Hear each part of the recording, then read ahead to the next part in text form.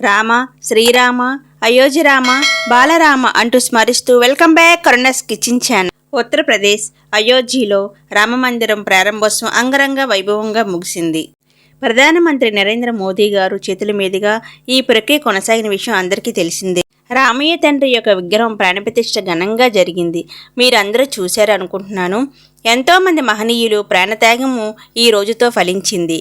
500 సంవత్సరాల తర్వాత ఈ రోజున రామదీపావళి జరుపుకొని ఆ రామయ్యను ఘనంగా ఆహ్వానించి పూజలు చేసుకుంటున్నాం.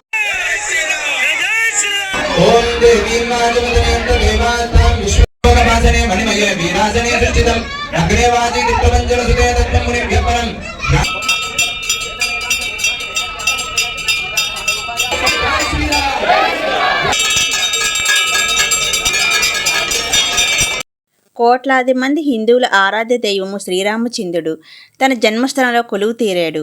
నగుమోముతో బాలరాముడిగా కనువిందుగా భక్తులకు అయోధ్యలో దర్శనమిచ్చారు. వేలాది మంది రామభక్తులు ఎక్కడ చూసినా జై శ్రీరామ్ అనే నామస్మరణతో మారుమోగింది.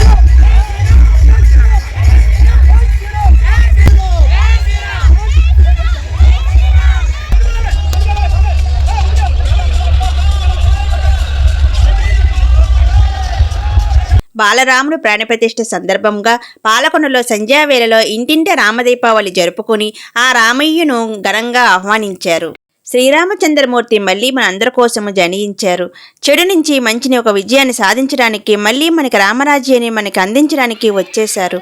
ధర్మరాజ్యం రామరాజ్యం మళ్ళీ వచ్చిందని సంకేతం ఈ రోజు నుంచి మొదలైందని మన అందరి మనసులో ఒక పాజిటివ్ వైబ్స్ కలిగింది కదా.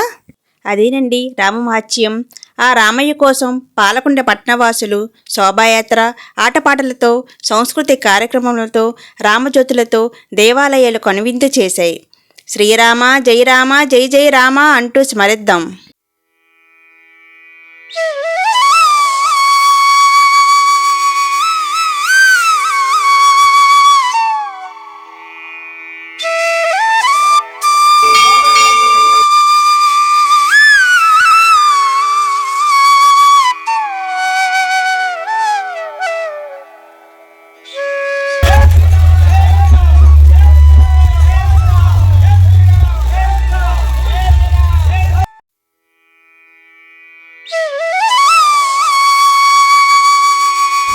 ఏంటి ఫ్రెండ్స్, మీకు వీడియో నచ్చిందా? ఎలా నా కామెంట్ బాక్స్లో పెట్టండి. అలాగే లైక్ చేయండి, షేర్ చేయండి, సబ్స్క్రైబ్ చేయండి, పక్కన బెల్ ఐకాన్ ప్రెస్ చేయండి, ఎవరికైనా షేర్ చేయండి. జై శ్రీరామ్.